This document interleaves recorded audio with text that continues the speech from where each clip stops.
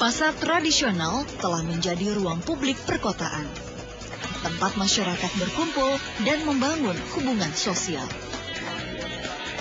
Di Jakarta, terdapat lebih dari 170 pasar tradisional. Salah satunya Pasar Santa yang terletak di daerah Kebayoran Baru, Jakarta Selatan. Pasar yang dikelola oleh PD Pasar Jaya DKI Jakarta ini memiliki sekitar 500 kios pedagang. Berbagai barang kebutuhan pokok dapat kita temui di sini. Dan di pasar inilah Cawapres nomor urut 2 Yusuf Kala hadir. Berbeda dengan Cawapres Hatta Rajasa yang datang bersama istri, JK datang sendiri ke Pasar Santa. Pasangan Capres Jokowi itu terlihat santai. Jualan beras apa nih? Ini beras ketan, Pak. Ketan? Iya. Dari mana? Ini ketan Jawa, kalau ini ketan Paris. Apa itu? Ketan Paris itu yang lebih lemes kalau dimasaknya. Oh, Paris namanya? Iya. Tapi ya Kalau ini yang... berapa harga sekilo itu? Kalau ini 20, ini 14.000. Kalau beras biasa? Beras biasa seperti ada ini. yang... Ini yang sekilo 10.000, Pak. 10.000? Ini Oh, pandan 5 wangi. kilo. Pandan wangi. Ini yang ramosnya, kalau yang pandan wanginya ini. Ini pandan wangi juga? Iya, tapi ini ramos. Orang. Beras apa yang paling laku? Yang lebih laku di sini yang menengah. Berapa harga itu? Yang sekilo 9.000. Oh, 9.000. Yang paling murah berapa? Yang paling murah 8,5. 8,5 sekarang? Iya. Oh, gitu ya. Oh, ini yang premium, Iya. yang bagus. Nah, Bu ya, sedang ya. Oh, yang paling mahal apa? Pandan wangi, Pak. Berapa itu? Itu sekilonya 14.000. Jarang yang beli. Jarang beli ya? Iyalah. 9.000. 9.000. Apa anaknya nih? Anaknya. Ah, selamat ya. Jaga Ibu ya. Ibu, Iya, Pak. bagaimana? Alhamdulillah. Jualan atau belanja? Belanja, Pak. Belanja. Ya, mau belanja.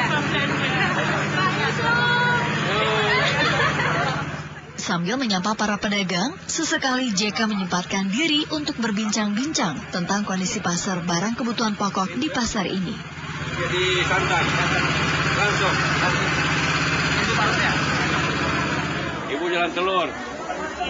Sekarang telur bagaimana? Naik atau turun?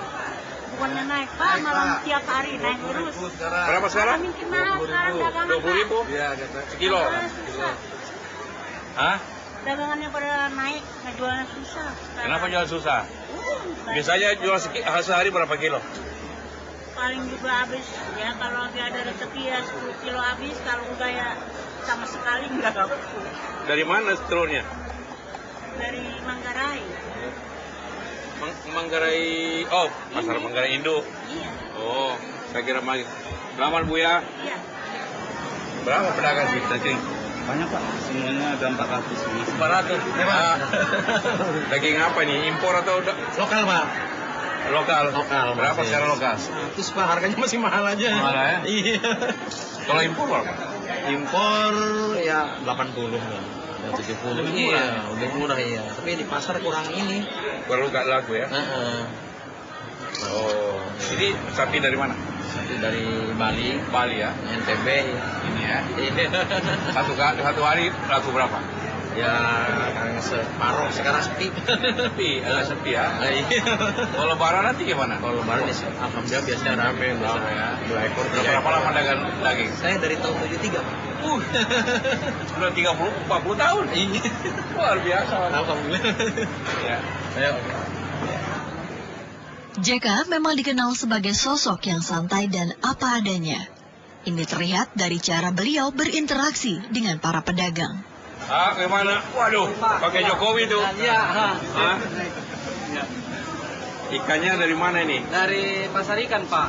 Dari ikan. Iya. Iya. Sekilo berapa ini? Kilo 30 Pak. 30 ya? Iya. Rata-rata 30 ya. 30 berapa isi? Isinya 4 ekor. Oh, jadi 8.000. Iya, kenanya 7 ribuan. Wah, ikan panjang ini apa Iya, yang namanya? tenggiri, Pak, itu. Oh, tenggiri ya. Iya. Tenggiri. Gak lupa namanya. Bawal, Bandeng. Laku gimana sekarang? Harga gimana? Standar, Pak, biasa. Dan enak turun. Enggak, biasa aja. Iya, selamat ya. Selamat, Pak. Ya. Oh, gimana? Datang sendiri rupanya membuat JK tidak tertarik untuk berbelanja. Namun, seorang pedagang ayam berhasil merayu JK untuk membeli barang dagangannya. Hah? Oh, Dosa nggih, murah menang nggih 3 mawon nggih. berapa ini? Tangsal ini 30 mawon. Iya, kasih bagi-bagi tuh. Nah ya, Hah? 10 ya Pak ya, tak potong ke ya Pak ya. Berapa harga? Bagus kering 30. Ah, ya, 10. Ya.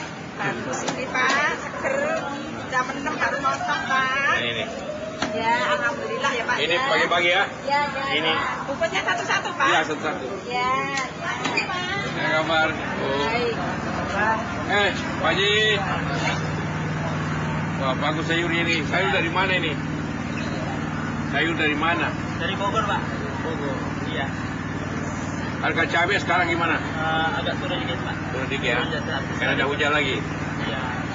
Kalau bulan-bulannya dulu tuh lumayan mahal. Sekarang udah murah. Iya, makasih ya. Iya, Pak. Minta maaf Pak. Iya. Kalau jadi orang atas yang ngerti sama bawah ya Pak ya. Iyalah. Tolong santai diperhatikan Iya, Pak. iya, pasti. Turun ke pasar tidak hanya sekedar mengetahui permasalahan yang terjadi di masyarakat. Lebih jauh untuk menjawab persoalan yang menghadang. Di Pasar Santa, JK ditantang untuk peduli kepada rakyat jika terpilih nanti. Yuk. Iya. Selamat ya. Semoga jadi ya Pak. Iya, insya Allah doain ya. Yang Bapak juga doain saya. Iya. Biar pasarnya Kita ya. sambil doakan. Biar rame ya. Tapi kalau udah jadi jangan lupa ya Pak. Iya. Jadi pasar dulu ya. Ah. Ya.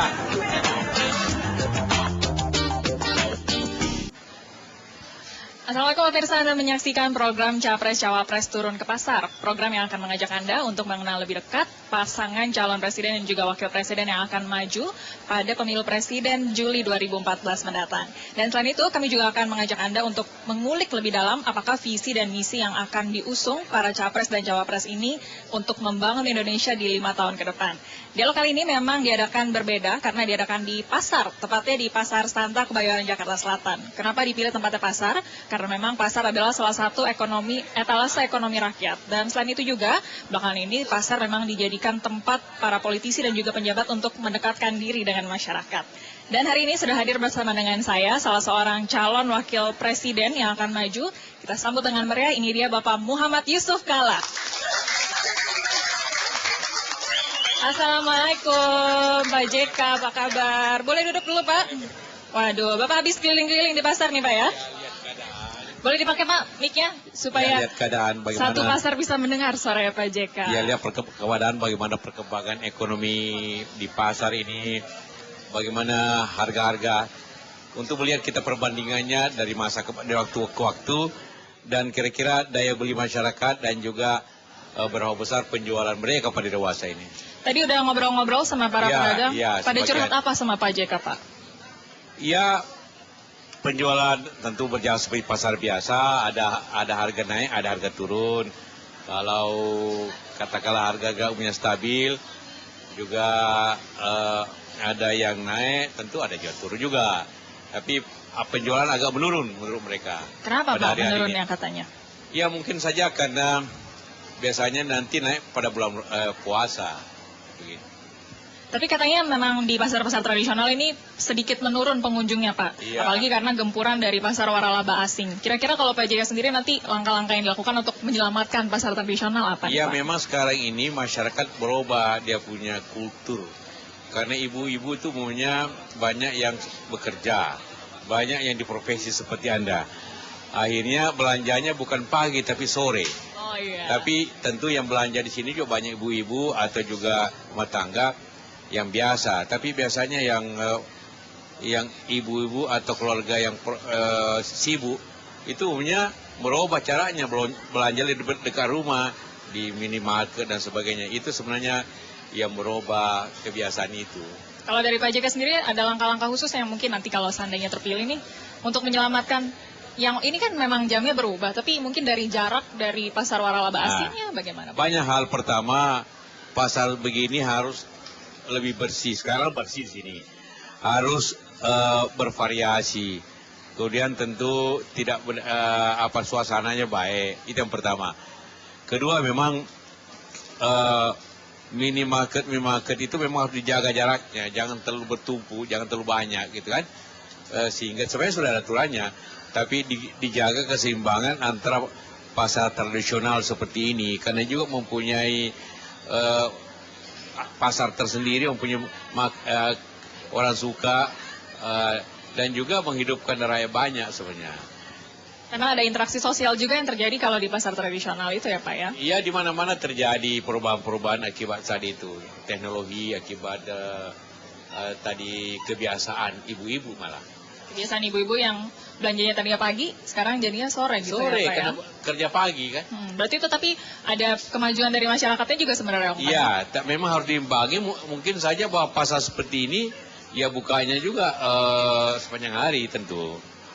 Supaya mengimbangi ibu-ibu atau kepala rumah tangga yang mungkin belanjanya nanti pulang kantor.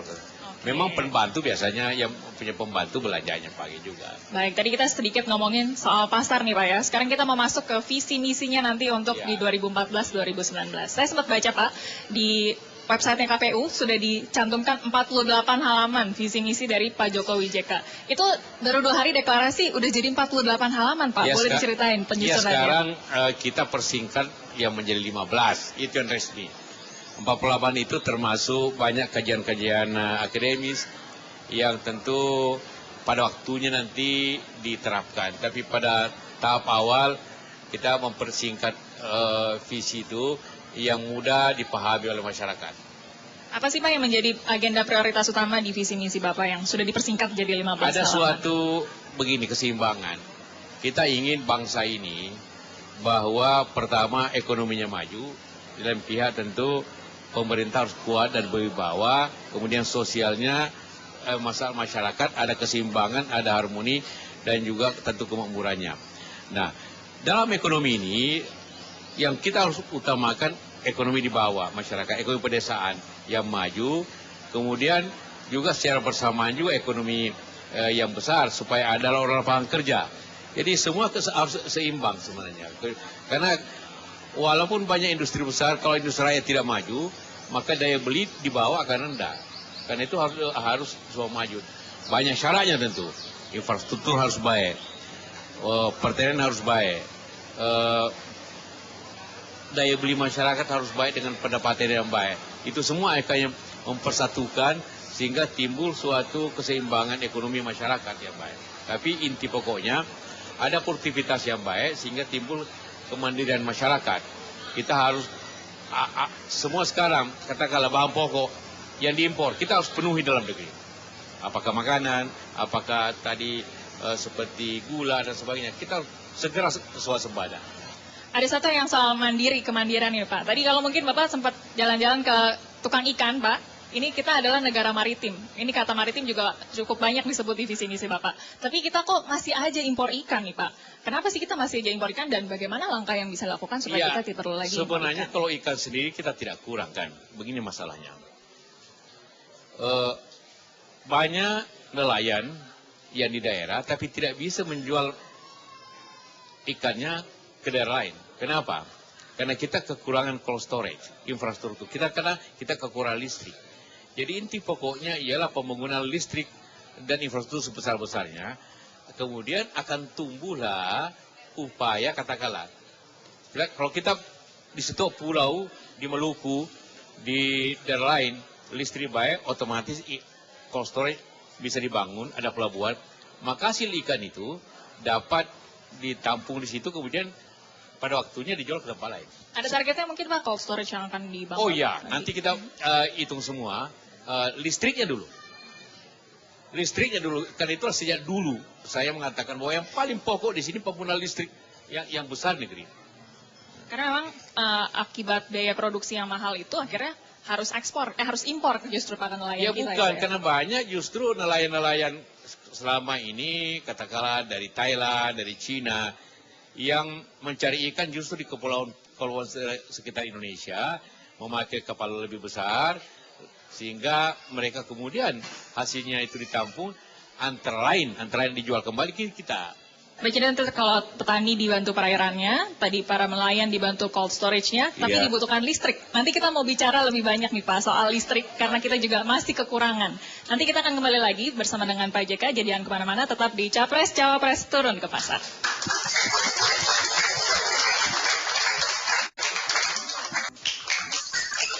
Ya, Anda masih bersama dengan kami dalam program Capres Cawapres Turun ke Pasar. Masih bersama dengan saya di sini ada Bapak JK.